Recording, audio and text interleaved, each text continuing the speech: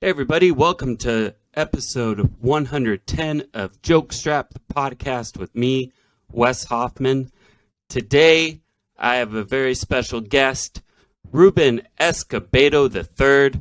We're here to talk comedy. We're here to talk some sports stuff because that's what this podcast is about. This one is going to be particularly fun because Ruben really isn't that much of a sports fan. So why is he here? Well, he is the mascot currently for a minor league baseball team in San Jose, California, the San Jose Giants. And there's some fun stuff to learn about there. He is the mascot Gigante, so if you've been to a San Jose Giants game, you may have seen him. So he's going to shed some light on what that's all about. Of course, we're going to talk some comedy as well. So stick around. I hope you enjoy this show. Thanks. Hey, Ruben, welcome to the show. Hi, thank you. I'm excited. This is going to be fun. I'm glad to have you here. As we said in the intro, we're going to be talking about you as Gigante in the second half. I know that's like the part a lot of people are going to tune in for, so we're going to make them wait.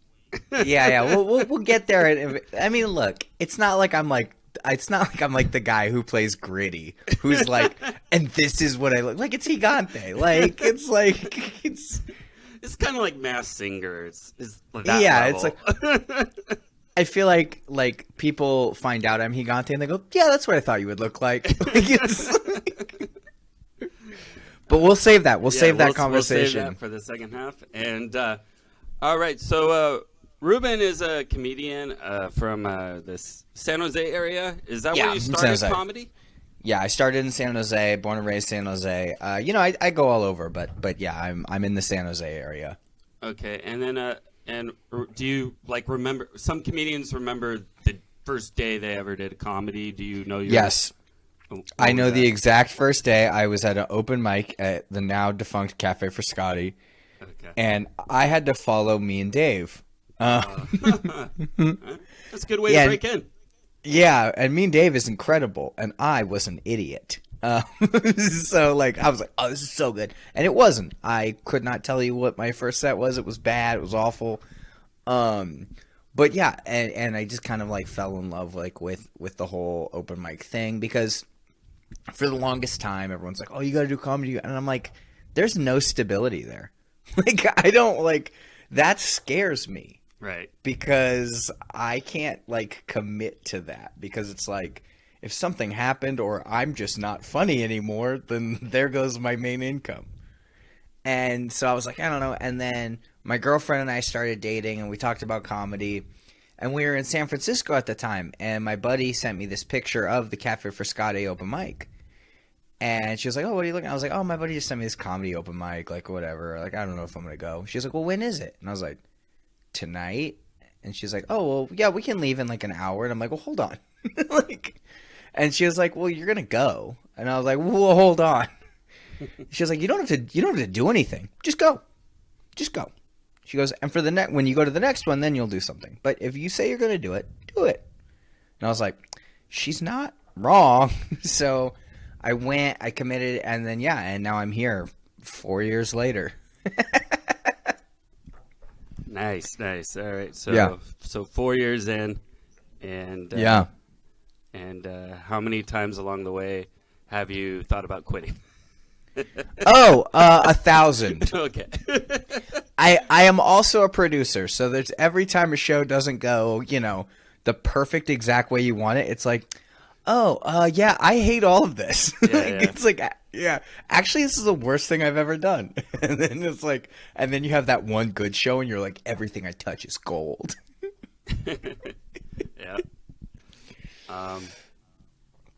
And I guess during the whole pandemic shutdown, how did you handle that as a comedian, or did you handle it personally? Yeah. Creative wise, for myself, I was like, okay, I don't know how to write anymore.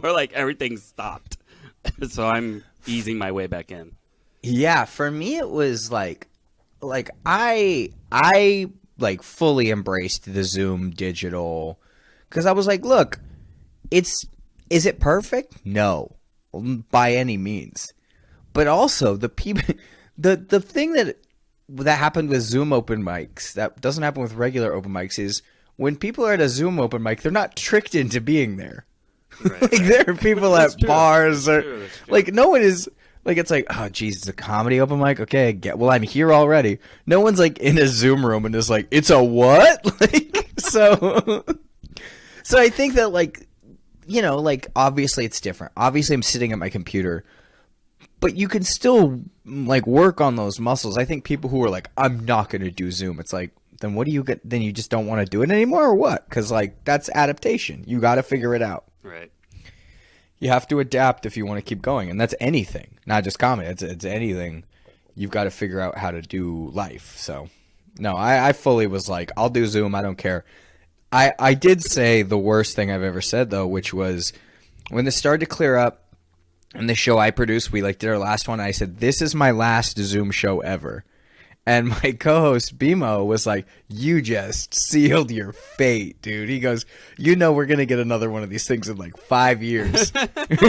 And you're just going to be like, I guess I'm back. But yeah, no. So yeah, I loved a lot of people didn't like Zoom. I loved it because I felt like I love to do crowd work and I love to like, you know, talk to people and do that kind of stuff.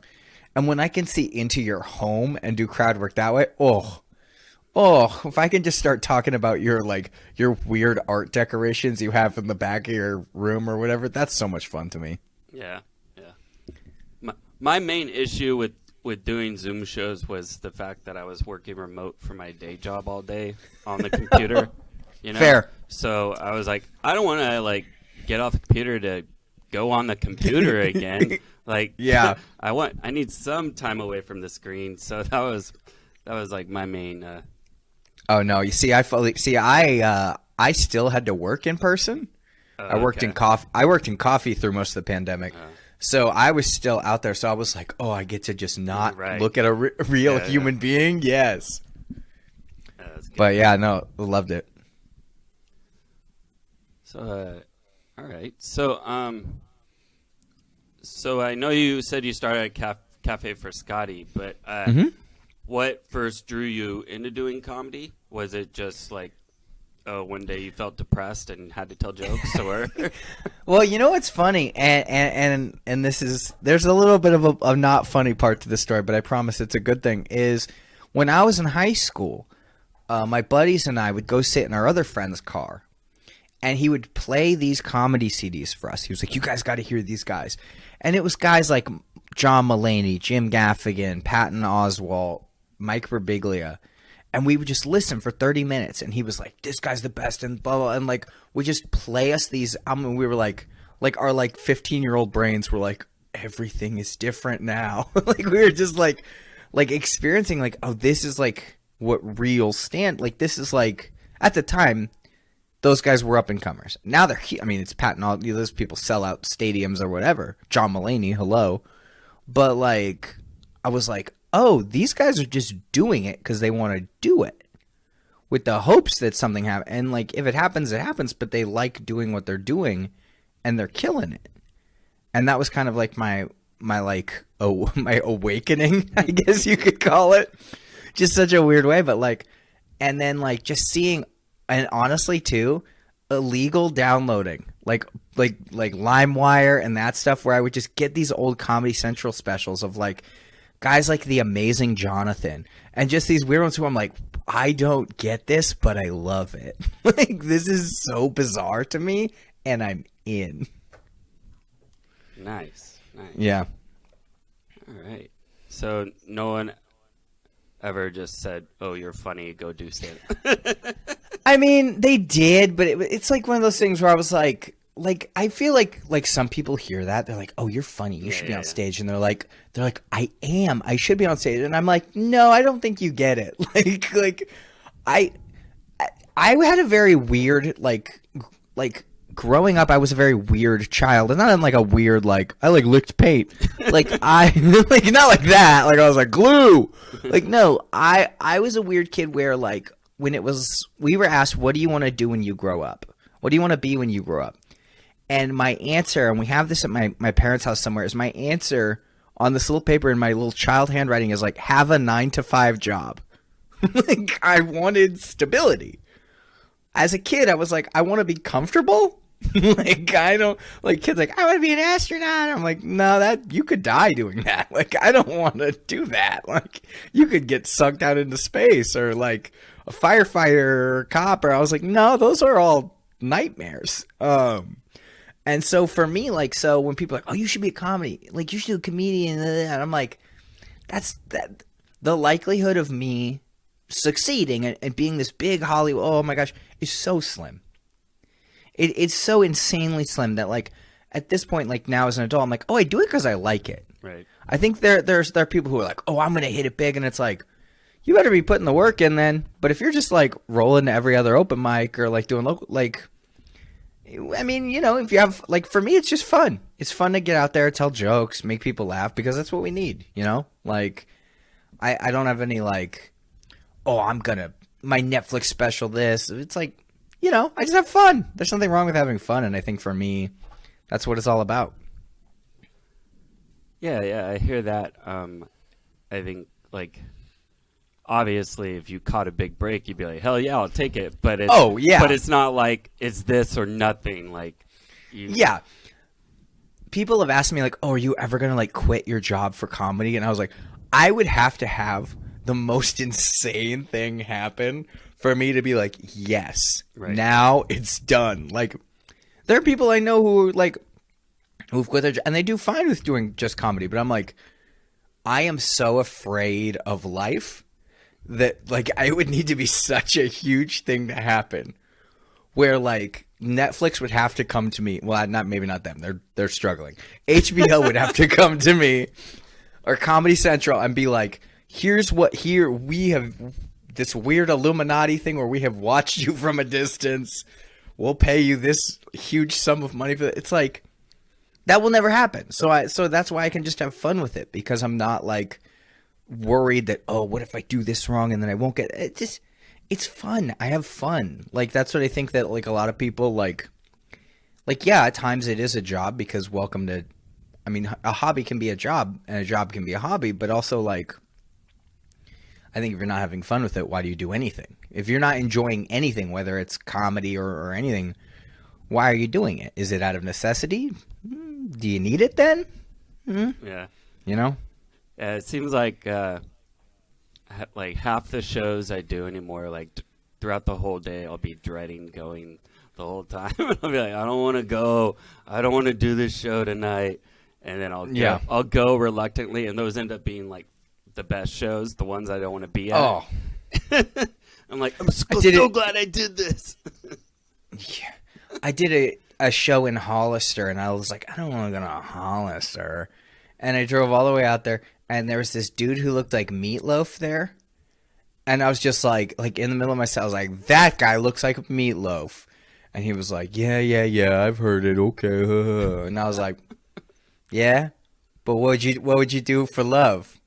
And he's like, no. I was like, say it. He's like, I'm not going to say it. And I was like, say it. He goes, I would do anything for love. And then I go, but I won't do that. And just like, and then he, like, smiles and laughs. And it's like, yeah, those kind of shows where I'm like, I don't want to do this, but something is going to happen where it's, you know, you have fun. I think that, like I said, I think if you're watching or listening to this and you want to make a drinking game out of it, drink every time I say the word fun.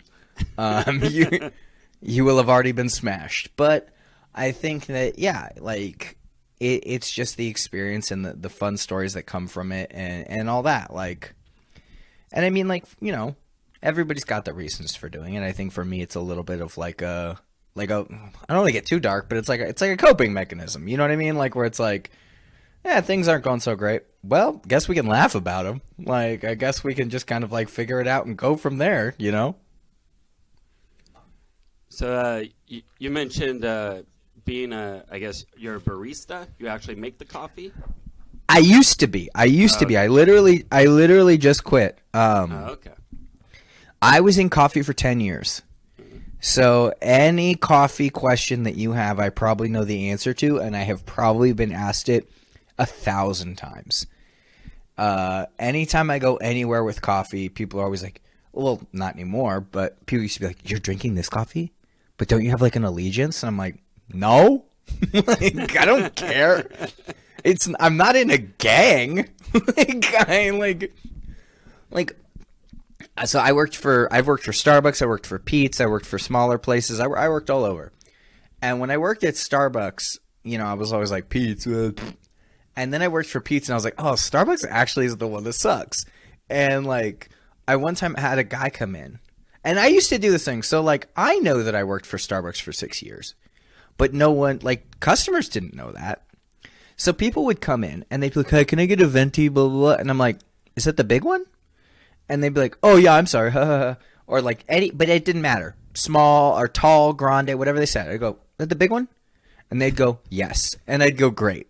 Because I knew that I was just making it more miserable for a Starbucks barista. Like the next day, with like, I want a tall this, and they get a little lower. Like, I said tall. It's like, yeah, some idiot who doesn't work here screwed you up. Like, but I had a guy come in and be like, hi, can I get a grande, blah, blah. And I'm like, I don't, is that large or medium? And he goes, you don't know what grande is? He goes, you don't go to Starbucks? And I go, why would I go there? And he goes, because they're everywhere. And I was like, I get this coffee for free. Yeah. And he was like, oh, well, and then he like asked me a question about Pete's. He goes, well, do you know about Pete's? And I looked him dead in the eyes and I was like, and there are times where I've done things at work where I immediately afterwards go to my manager and go, hey, I did a thing that I need to tell you. You might get a phone call about. But I look him dead in the eyes and I go, yeah, because I work here.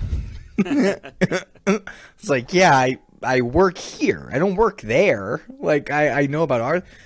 I always thought it was weird because it would be like if you went and asked like a car dealership, like if you went to like a Ford dealership. I'm like, yeah, but tell me about a Chevy. And they'd be like, I don't know.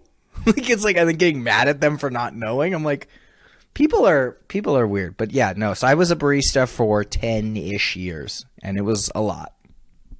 All right. Yeah, I was curious just because I was wondering if, like, when you worked as a barista, if that helped. Well, I'm sure it helped inspire a lot of comedic material. And then yes. And especially like you were mentioning, the differences between Pete's and Starbucks just in what you call the sizes. Because I like coffee myself, and I'll switch it up. I don't like going so much to a certain spot where they remember what I order. Yeah, I don't love that. So I like I'll mix up locations, and I'll be like, okay, don't remember me. And then, but when I go to a Starbucks or when I go to a Pete's and I mistakenly say venti or something, it's like, it's never a good thing. I love it, man, because I was a supervisor at Pete's, and the amount of times where I had to like tell people like, hey, if a customer uses the wrong word, it's okay. You don't have to like attack them. Like, you don't have to like beat the hell out of them because they said venti. Like, you can help figure it out, or you can do what I do and just goof with them. Where I just say, is that the big one? You basically upselled everybody, so that's good. Yeah. Oh yeah. Corporate loved me. Because what I did was incredibly scummy, but it worked. So it's like, but you get some people who get so upset. Or like when I worked at it was honestly the flip of when I worked at Starbucks. Be like, can I get a large? And some people are like, it's venti. And I'm like, it doesn't matter. None of this matters. Like, in 2 hours, you will forget that person existed, and they will forget that you existed. None of this matters. Like, we don't need to like, why are you like? You have been tricked by a corporation to care about the size of a cup. like it doesn't matter if they say the wrong word. Just make sure they get what they want. Whatever. Who cares? It was like the idea of doing a Starbucks run or something for somebody at work, and then asking what they want, and they say, "Oh, I want a large mocha or something," and you come back and they don't have that. They don't have that. Sorry. I told them large mocha, and they spit in my face and then slapped me. And used a bunch of words that I can't repeat. And so all right. So you mentioned in addition to just, doing mics and doing shows, you're also producing shows. Yes. So how did that come about, becoming a producer? Yeah, totally. So I always wanted to run a show, just to run one, just essentially so I always had a spot. Right. If I ever wanted to do It's something, I guaranteed always stage had. time. Exactly. Which is funny because I don't do any material at the show I currently run.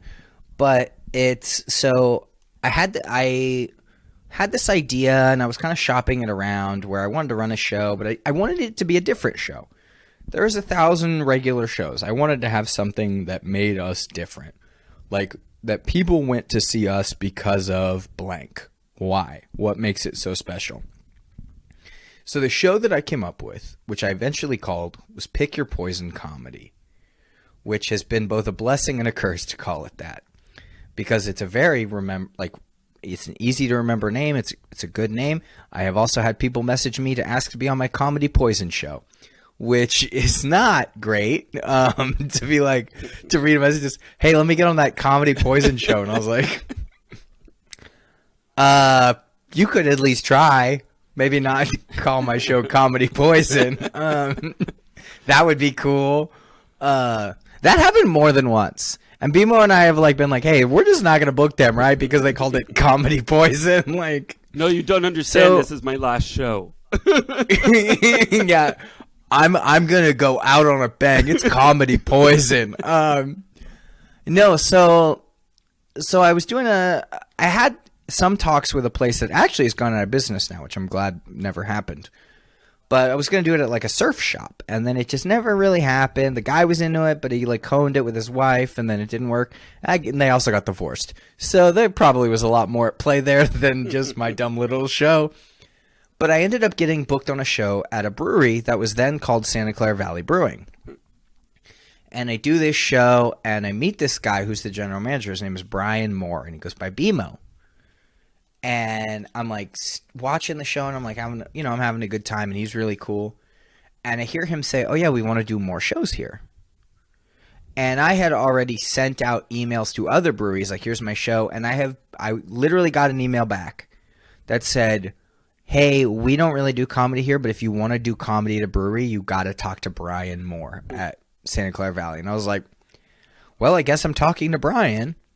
So I go to the show, and I pitch him the show. And he goes, hey man, text me, sounds cool. Text me about it. Let's do it. So I text him, and then we end up talking, and he's like, okay, yeah, blah, blah. And he goes, so how many tickets are we going to sell? And I was like, well, how many what? We're going to do what? Tickets? He goes, yeah, yeah. He's like, we should do a ticket show. And I'm like, yeah, man, we could do a ticket show. I'm thinking okay, a weekend ticket show. That's fine. He goes, what about Tuesday? And I'm like, you want to do what, dude? And so he's like, yeah, we can do. And I'm like, okay, so this show is not going to work. It's never this show is just going to fall on its face, and that's fine.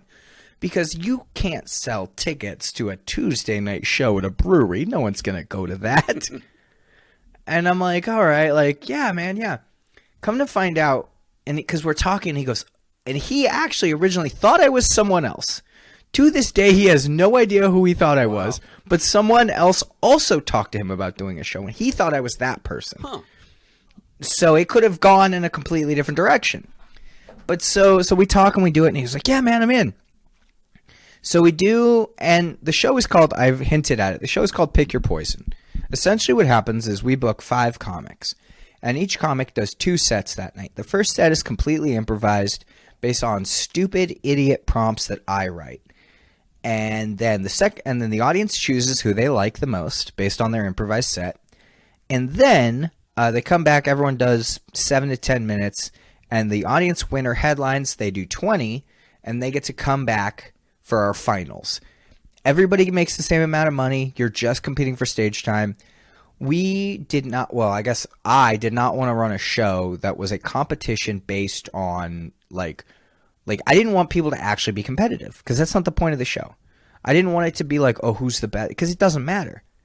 Because some people don't want to win. They do it and they're like, I want to leave. This is nightmarish. Which we love. We absolutely love that people struggle and are I mean, mortified by doing this show. As another comedian, that's something you thrive on. So, oh my gosh, people ask us to book the show, and BMO and I were okay. So long story short, I do the first season by myself, and we break it into seasons. It's 5 shows, and then the finals is the season. And so we break it into seasons. We are on season 7, I think, right now. So we've been doing it for about 3 years. We did it through COVID. We did everything. So the first season I ran it by myself. And then he was like, hey, man, I'm going to tell you something, but the brewery's closing. He goes, I'll help you find somewhere else, like, so you can go do your show. And I'm like, well, dude, you've put so much time and effort into the show. Like, just come with me. He's like, are you serious? I'm like, yeah, what? Why would I want to do this alone? Like I was like, I'm not doing this alone, dude. Like, you are helping me fully. And he's like, really? And I was like, yeah, just come on. So BMO became my co-producer. So it's me and BMO now. And like the show, people are always like, so who really, like, I created it, but the show would not exist without Brian. Like without BMO, it would just be an idea. And so he has put so much time and effort and blood, sweat, and tears into this show. And we both have. But people are always like, so who's the one behind it? And it's like, both of us, I guess. But, like, I wouldn't do the show without him at this point, unless something tragic were to happen. And he was like, I'd do it without you. So he's like, yeah. We both have had some COVID scares. And during that time, it was like, if you died... should get pretty popular. Would really help if you just but so we do the show together and we love it. And so, but our whole thing is, and we got interviewed for Content Magazine, which is San Jose based magazine, and the pull quote they used for BMO is essentially his like rejection letter when we were like talking about like when people sing. And the pull quote they used is something along the lines of him going, look, I wouldn't book myself here. We book the top of the, like, just the best comics. And he was like, that's the quote they used. He was like, they make me look like such a jerk. And I was like, yeah, but it kind of rules that, like, if anyone's ever like, oh, I got rejected, it's like, oh, is it the pull quote? But yeah. And so, I mean, like, BMO and I, like, we love doing Pick Your Poison. I mean, there are times, obviously, with anything, you don't love it. But they're, like, when BMO and I run a show, whether it's together or separate, our whole thing is, are you having fun? And the you is subjective. Is it you, the audience? Is it you, the performer? Is it you, the owner of the establishment? We want to make sure that everyone involved is having a good time. We never want it to be like this weird negative energy. Like, we always double check with like people we're booking. Like, so here's the best part is we always try and be very conscious of everyone who's on a show together. But 2 shows in a row, we booked exes without knowing that they were exes. But they were very cool and very civil. And it was like, and they like were friends still after, but we were like, that could have gone so bad. But yeah, I mean, so it's like, we want to make sure that when you come to a Pick Your Poison show, you are enjoying yourself. Doesn't matter what facet, are you having a good time? And that's like, as comics, like, the prompts are stupid weird. The prompts are bizarre. The prompts are dumb. Gosh. And of course, I'm trying to think of some of the ones from the last show, and I can't. Oh, there was one that Paul Conyers got at the last show, and it was people who were on this show whose ass I could kick, and that was fun. He just riffed on me for a couple minutes, which is fair. He did call me kicked most anybody's ass on that show, probably. Oh yeah, no. Well, to be fair, most of the people on that show were much stronger and older than me.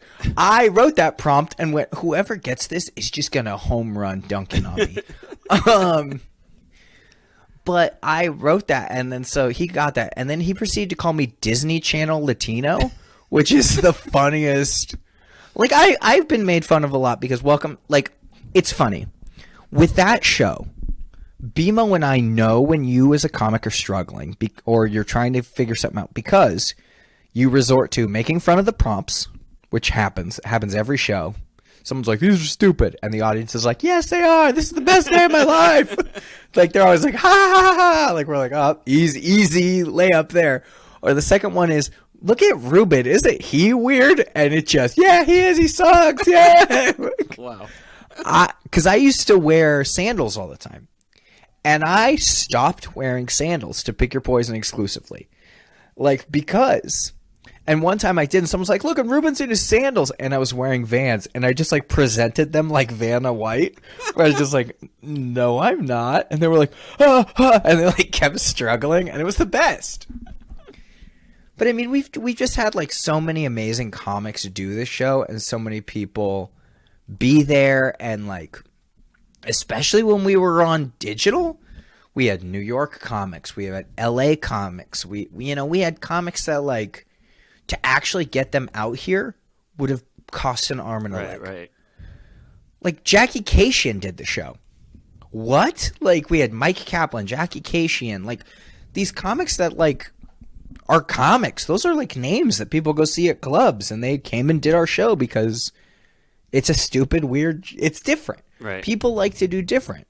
And they especially like when they get to do 40 minutes and only have to prepare 20 of it. So...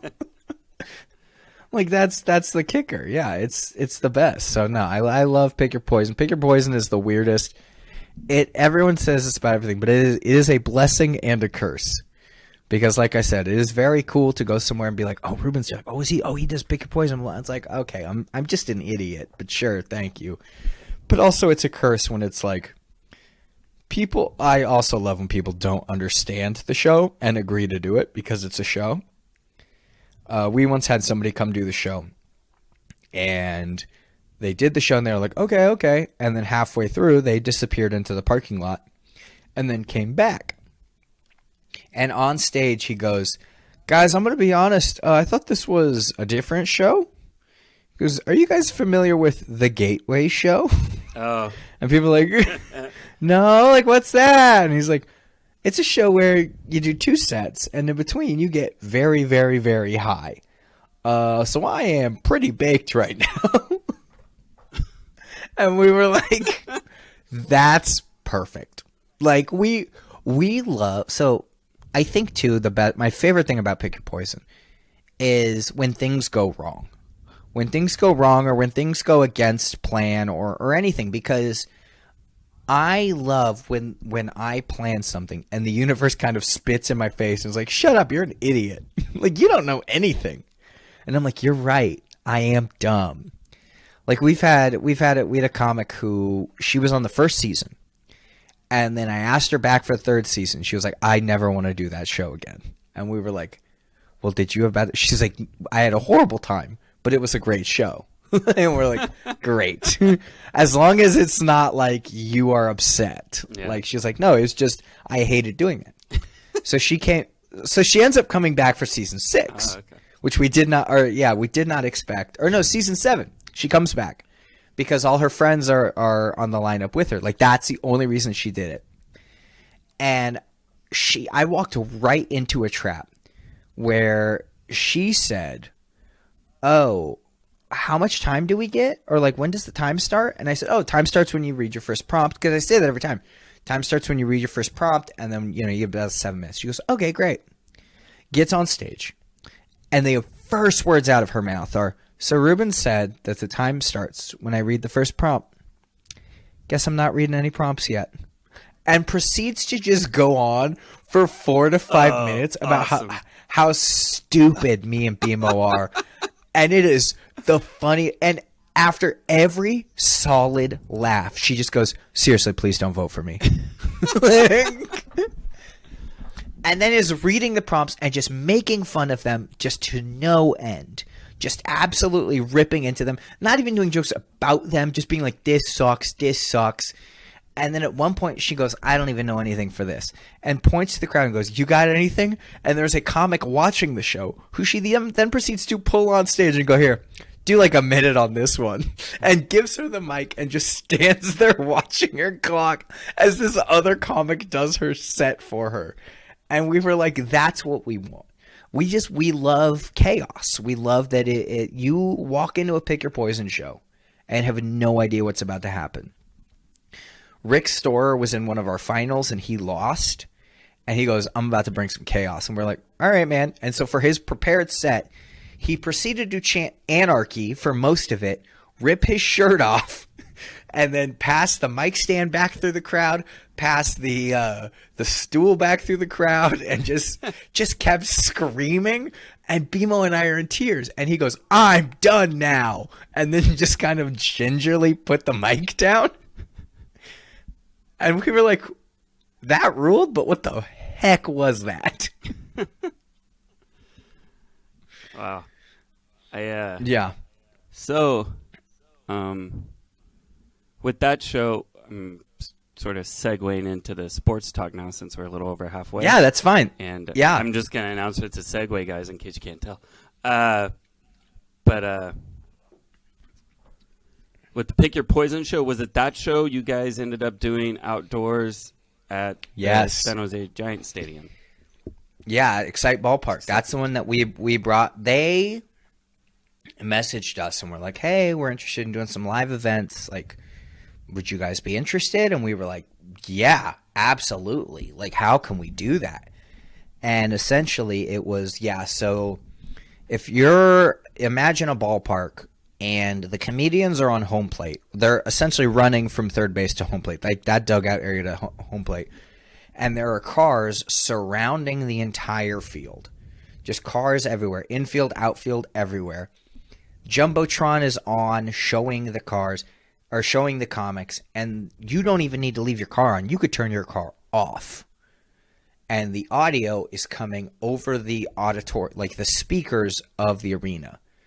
So it essentially was our way of like doing a drive-in show without doing a drive-in show.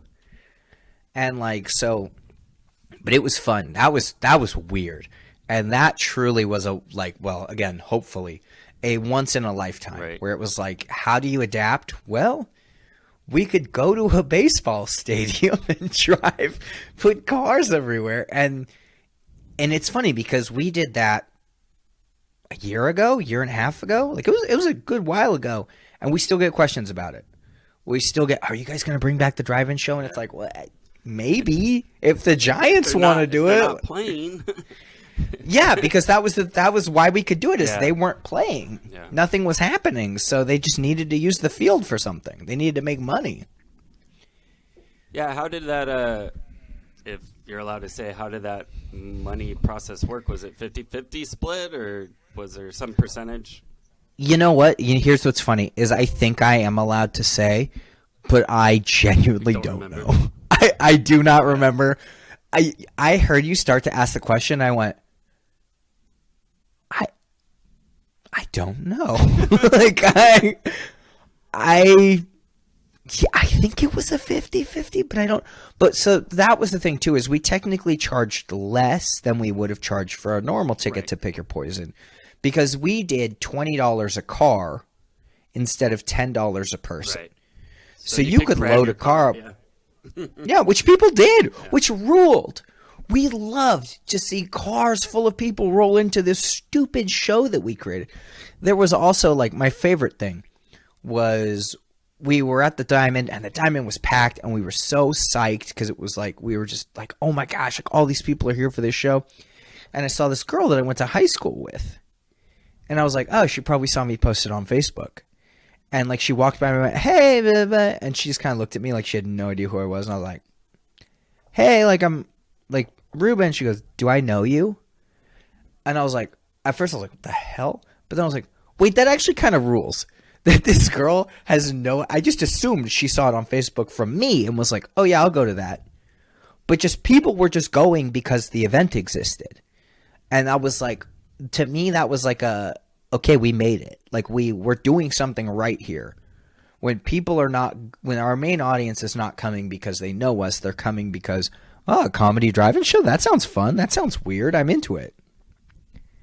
And so yeah, the drive-in shows, for not really being a huge sports fan, it is funny to me though how much sports like really has influenced Pick Your Poison, because it's very like first half, second half, halftime. Okay, here we go. Da da da da da. Yeah. And for those that aren't familiar, Excite Ballpark, formerly known as San Jose Municipal Stadium, even though everyone still calls it that I know. Yep. It's a minor league ballpark for the San Jose Giants, who are now part of the low Class A California League. They used to be high Class A, but they changed it. Anyway, the parking lot is right beyond the outfield wall. So, correct me if I'm wrong, they open up the center field fence, and the cars would just roll in through the center field right fence. in. And Yep. if you're wondering, well, why would the people at the stadium want all these cars over their beautiful yard? One, this stadium's pretty old.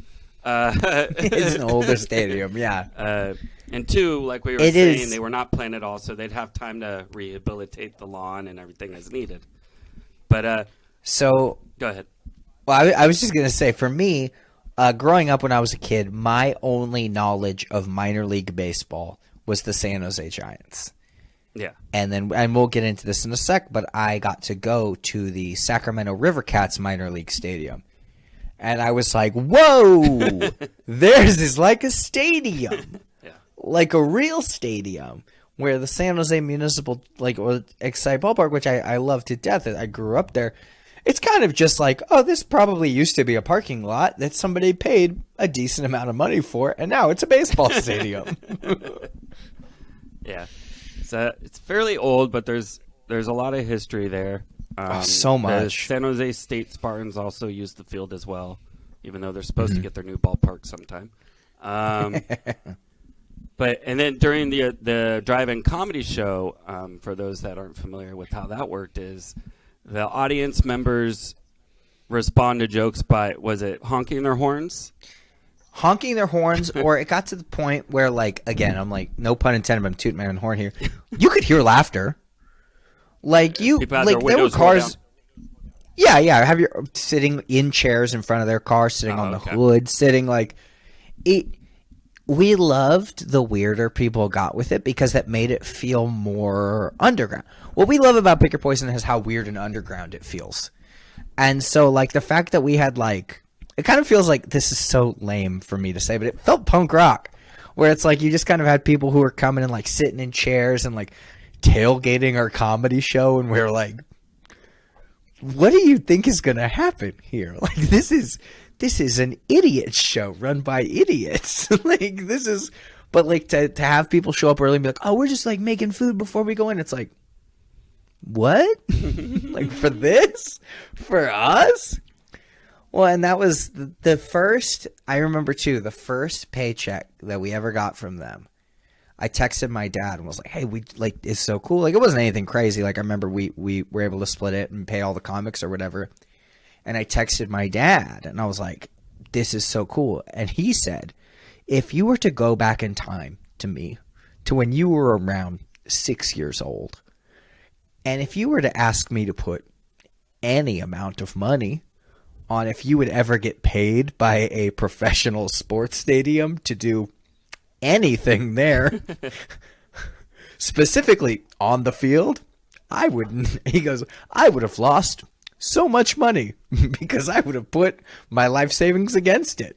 And I was like, yeah, it's very bizarre to me that like between me and my brother, who was like, my brother was such a sports kid growing up, that I'm the one that like got onto the field and was able to like do something on a field professionally and all that kind of stuff. It was a blast.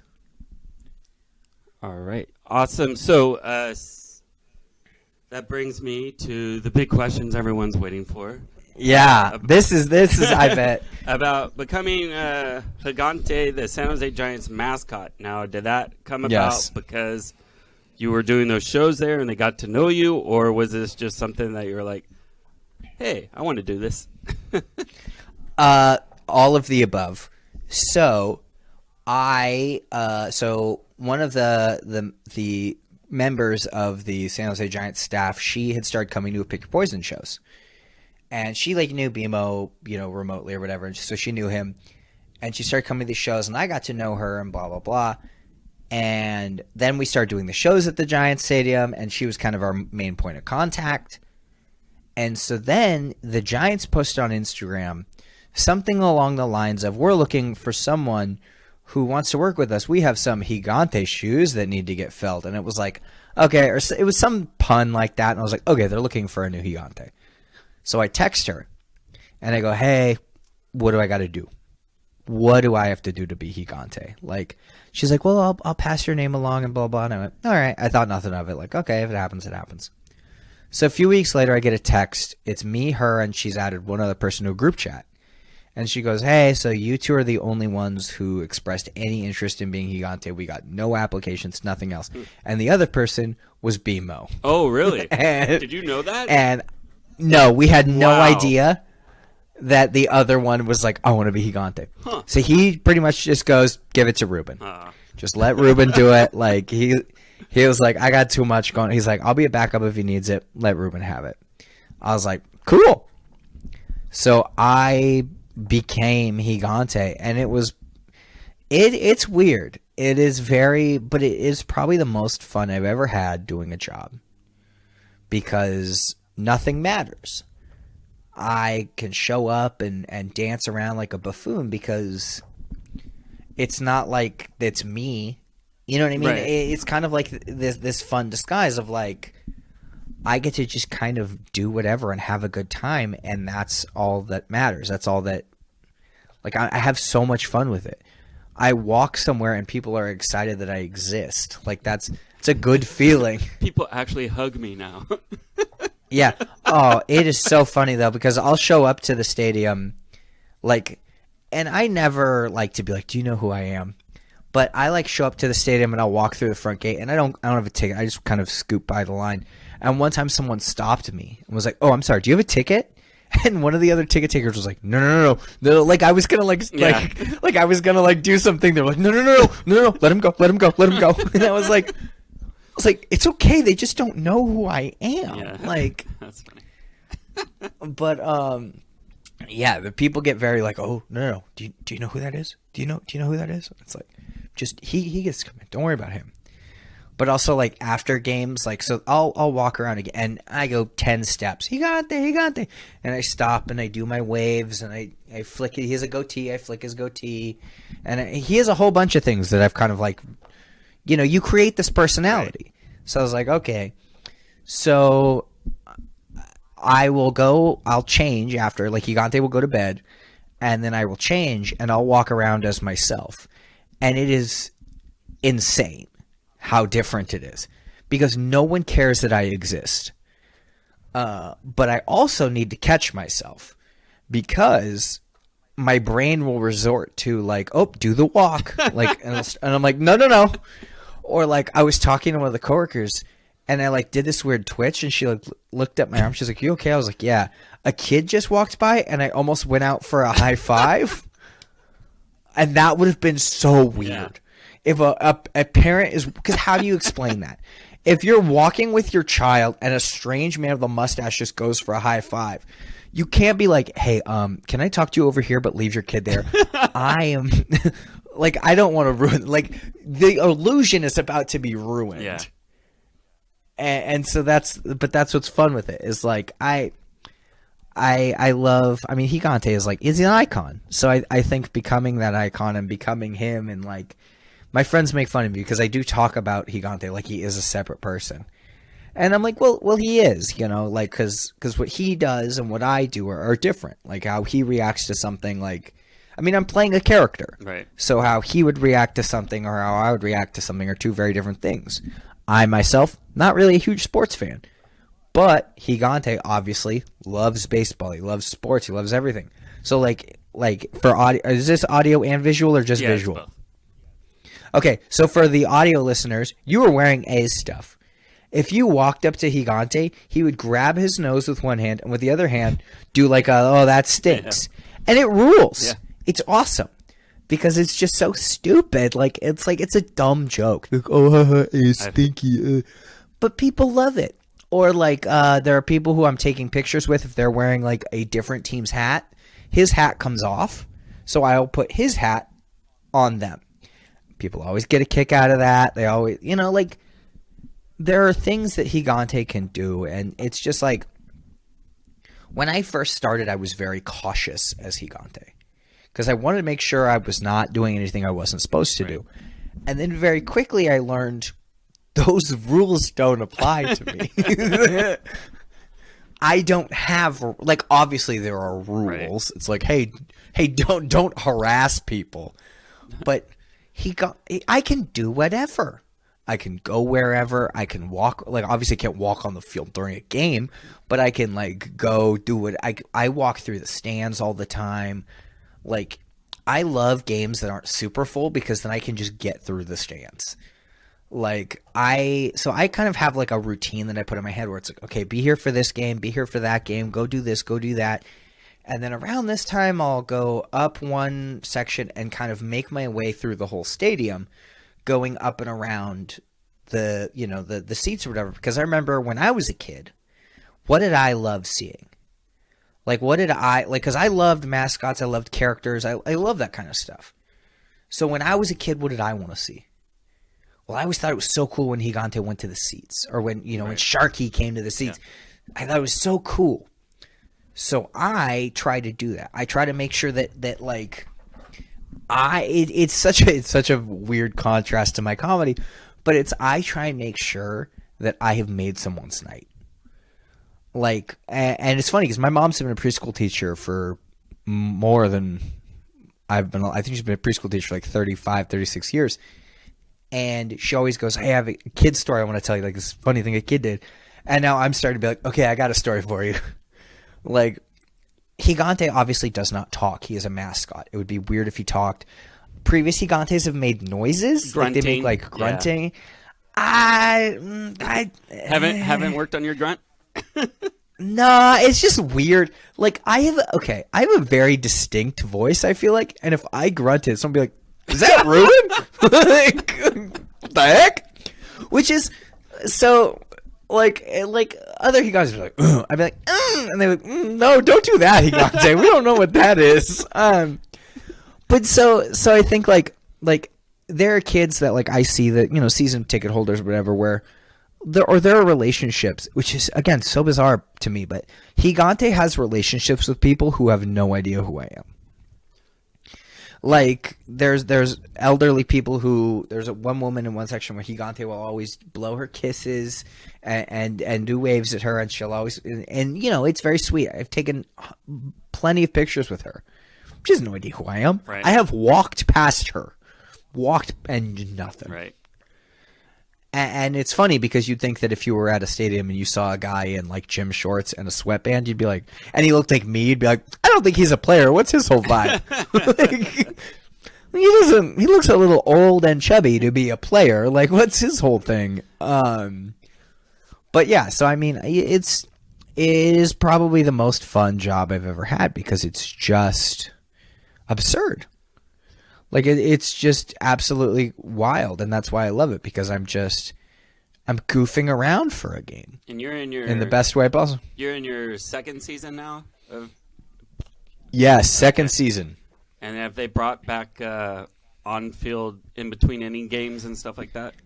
Yes, that's all been brought back, which is cool, which is kind of fun because for the first season I was with them, Gigante was a lot more involved. Like, there was like games versus Gigante, and now there's not. Those games, different sponsors or whatever pick different games. And so what's kind of nice is I can just focus on people more. So if I'm in the crowd and then the YMCA happens, well, guess what? That's where I'm doing the YMCA now. Right. I'm doing it in the middle of this softball team, or you know what I mean? So it's like it kind of, and that in itself kind of makes people happier and kind of feels more special, where it's like, oh my gosh, he was right with us when this thing started to happen. Like, or whatever, and people always, it's funny. I think the amount of things that I've just done as Gigante where it's like, oh yeah, I remember when something like that happened when I was a kid. But also kids ask Gigante all sorts of weird questions, but also like stupid questions, which I love. People always, always walk into this question with, well, how can you see? Like, how do you see? Right. So Gigante points to his eyeballs and then goes like, duh. How do you see? Like, eyeballs. You had to learn where the eyeballs were. You point to the wrong thing. Or whoops. Oh, I literally. So here's the kicker. Ready? This is just for your visual people. This is where his hat is. This is where his eyes is. His nose are here, and his mouth is here. His mouth is actually about here. So if he's laughing, it's here. Smelly is here. I can't look is here, and then taking off the hat is up here. Like it's all at this point muscle memory of like knowing where it all is, and if I don't want to hear anything, I close my ears and like. Oh, and I can't listen. But it's all that kind of fun stuff, you know? And are you a kid person in general, or is that Gigante just a kid person? No, see, that's... as an adult man with a mustache, it pains me to say, yeah, I'm a kid person. I like kids. Some people are just very like, oh, I don't like kids. I don't like awful kids because who would? But, like, there are children who have come and seen Gigante who are obviously afraid. Right. They don't want to be around him. He's terrifying, which I get that. So I definitely play softer to them. Like if kids are afraid of Gigante, he covers his eyes because if you're afraid of him, well, he's probably afraid of you. And then he slowly scoots away.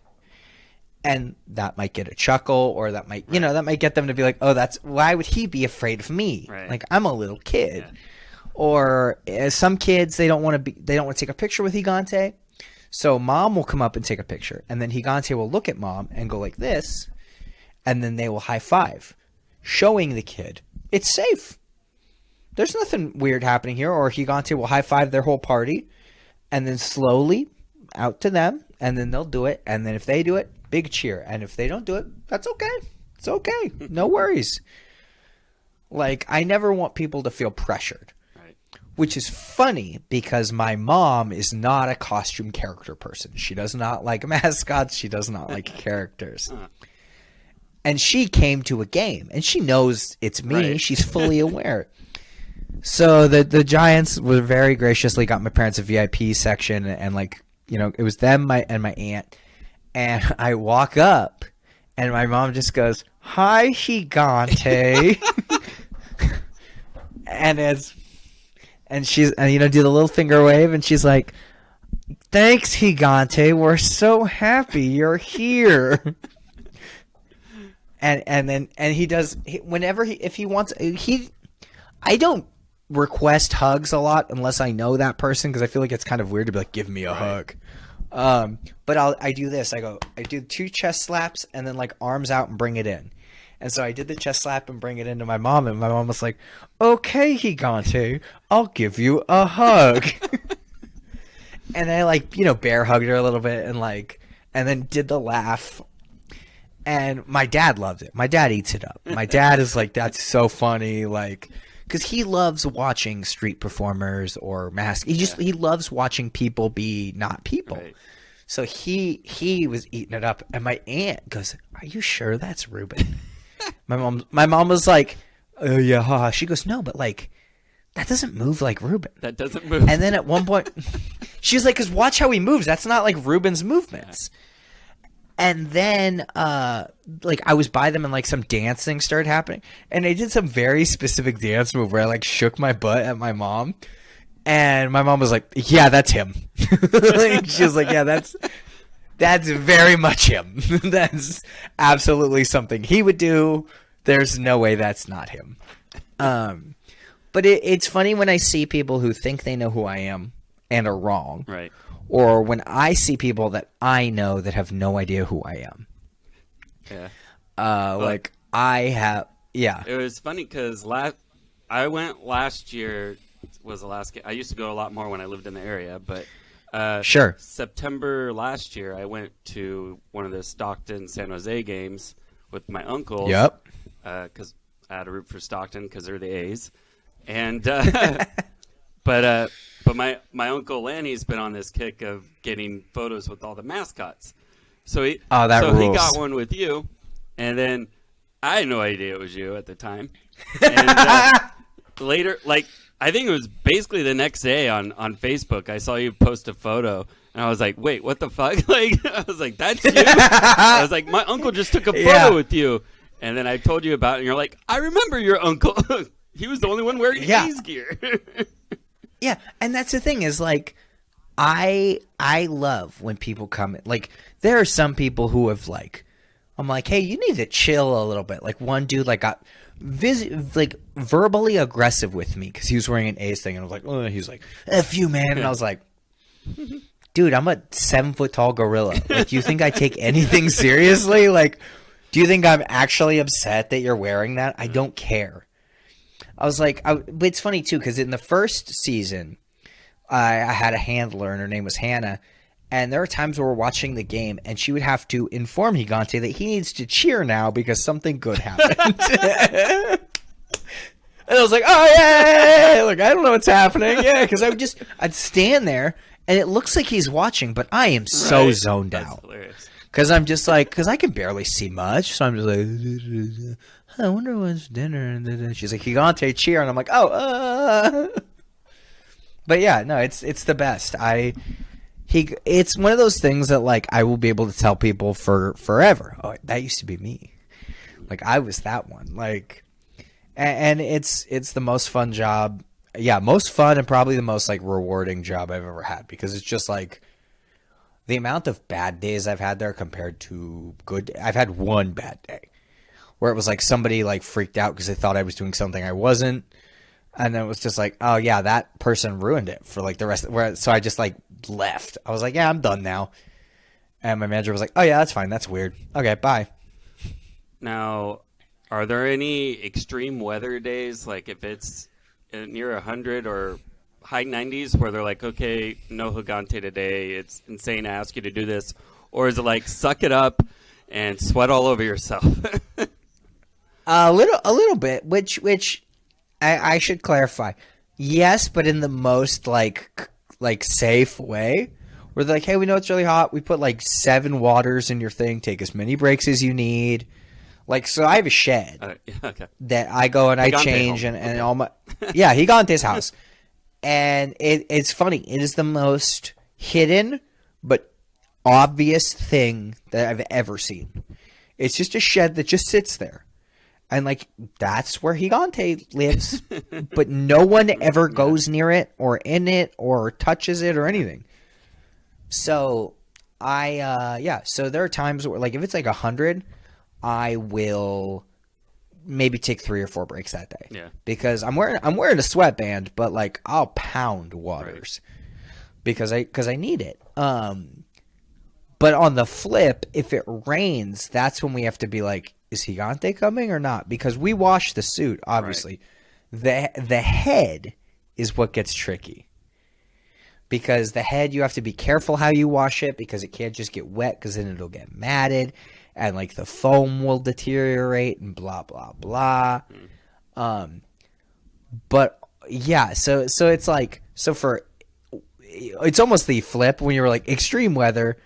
Yes, there's like Gigante doesn't come in today, but it's not that extreme weather. It's the opposite. Honestly, 100-degree days or even like, high 90 days are the best days for Gigante, because people want to go out and drink a beer and eat a hot dog and watch a base. Like, warm, hot days are when people kind of go out the most, because they want to, get in the sun or whatever. And so, but yeah. They're pretty much every time it's very hot. Anytime the temperature is not tepid, people always have some sort of opinion they want to give Gigante about it. Like, oh, bet you must be hot today. And I'm like, what do you think, stupid? Yeah. Or my favorite is like, people be like, oh, yours has one of those air conditioners in it, right? And I'm like, I am a minor league fan. Like, is there a fan in there? I'm a minor league baseball mascot. What do you think? Like, what do you... Or, like, there are days, though, when it is cold for everyone. Like, it's cold at night.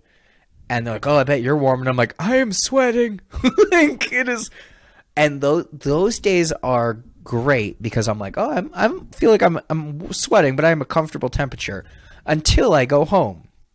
Because Gigante goes to bed, and then I walk around in my gym shorts and t-shirt and sweatband, and I'm like, I am freezing. But yeah, no, I mean, it's the best. And do you interact with, or do they interact with you, the players on either team? Do you find yourselves interacting at all, or? So I don't go into like the opposing team because I'm like okay. I've seen like the old people that have played Gigante, and they like wiggle their butts in front of the opposing team or something like that. I was gonna say I have done that. Okay. That is something that I do. It's a very good butt is wiggled. People love when a giant animal shakes their butt. It's very funny.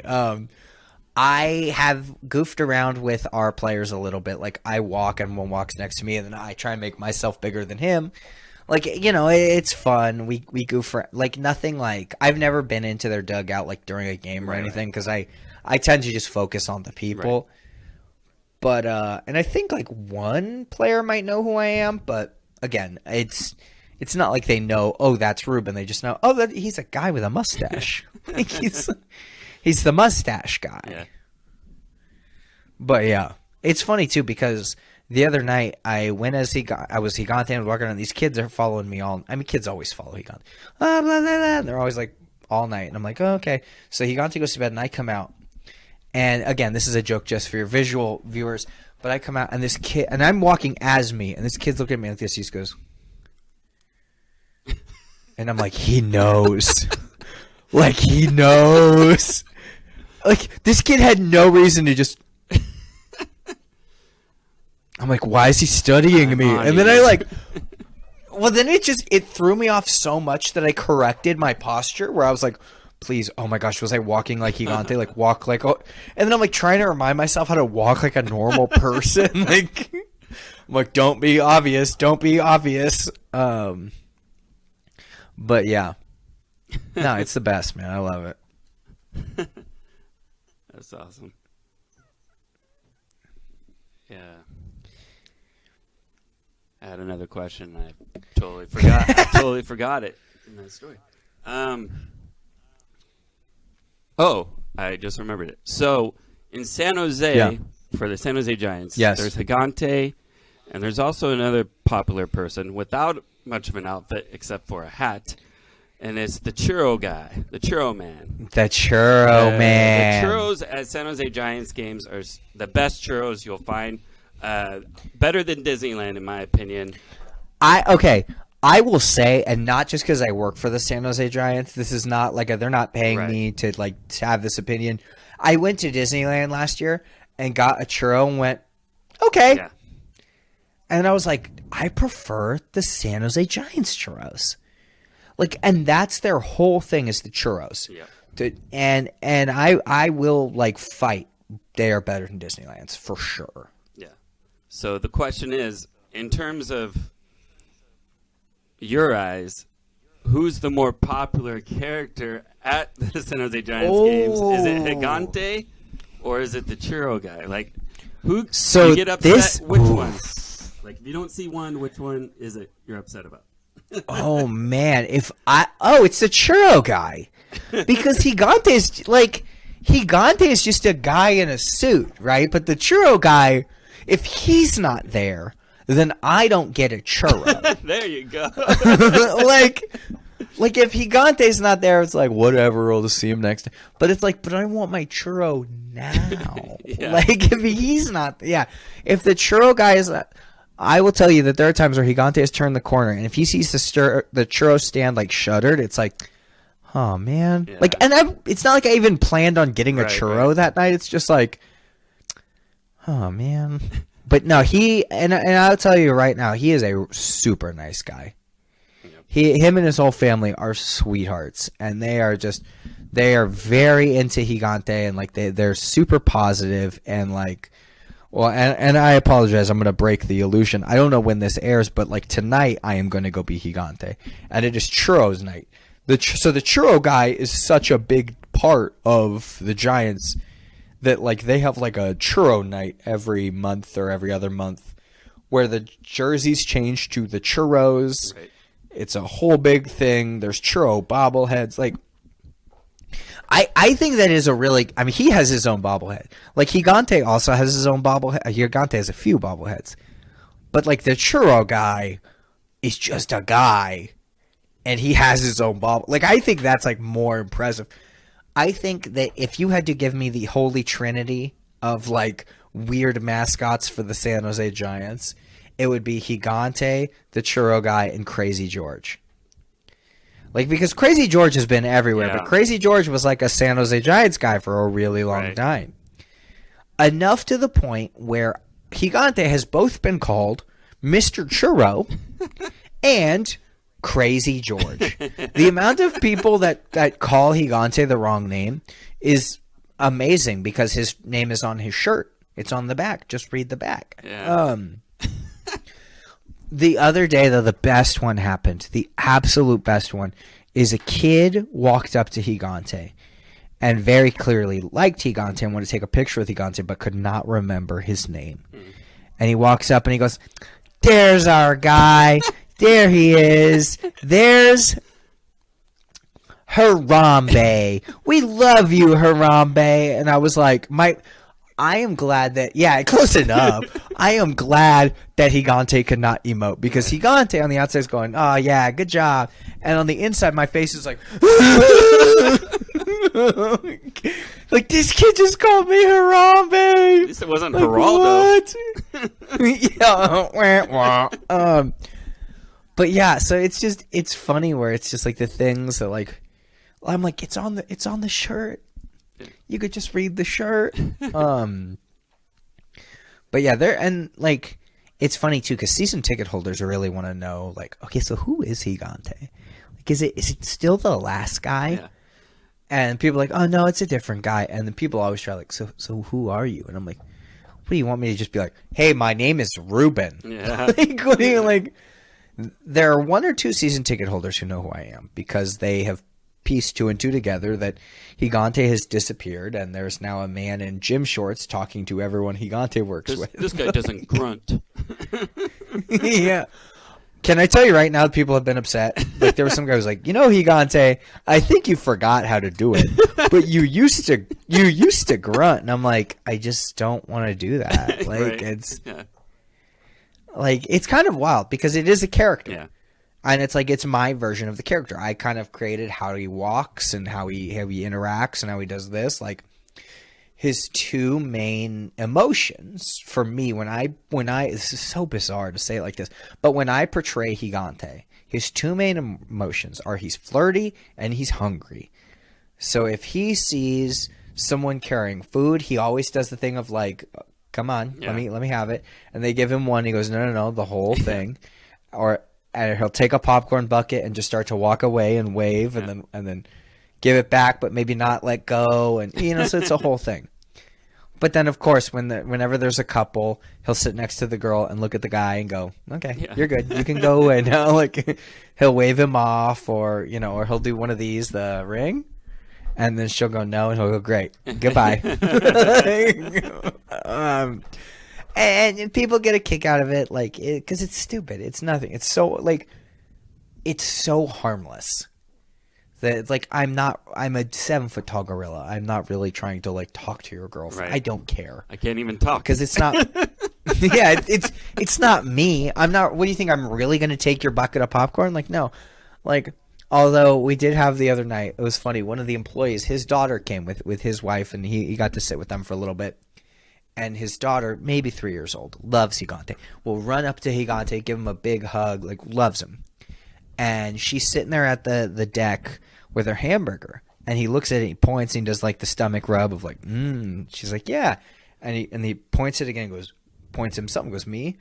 And her just joy, her face goes like this, goes, and immediately becomes horrified and starts crying.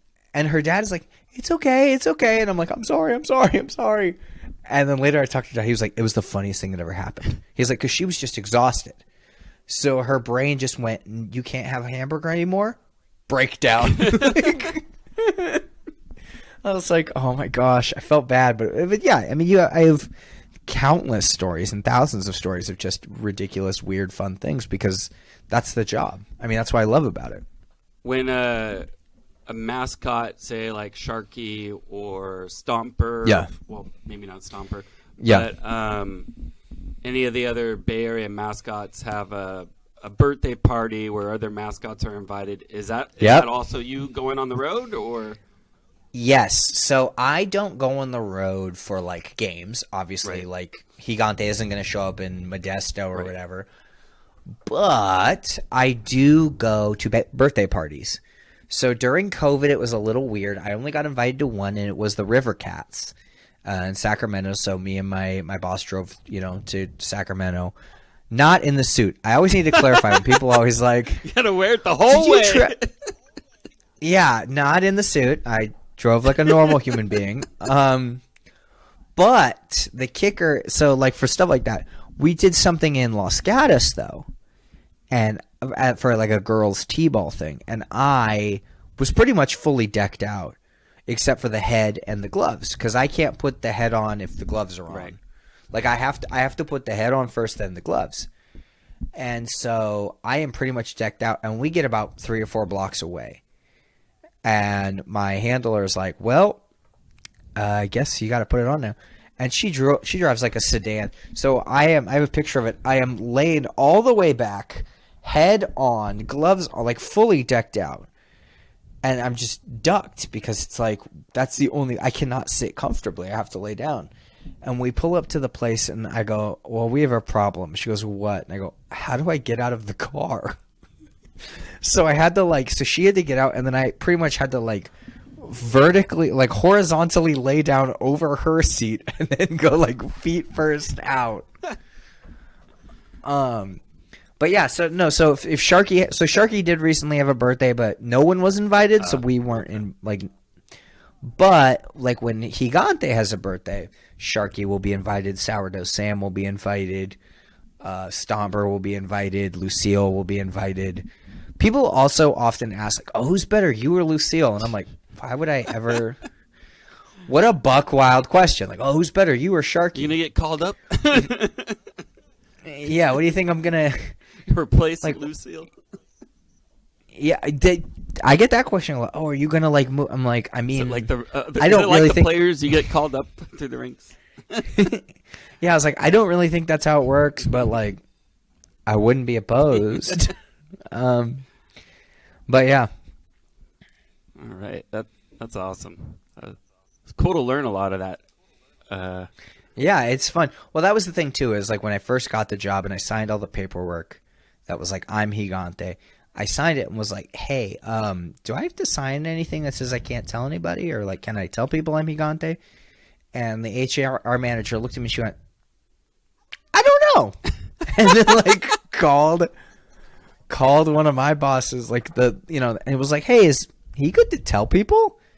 And they were like, "Yeah, why wouldn't he be?" And they're like, "Oh, okay, just making sure that it's not you can't say you're Gigante." Sound like Jack in the Box. You have to be. Yeah, or a lot of the hockey mask. Hockey is very big on obviously the most famous mascot in the world right now is Gritty. Right.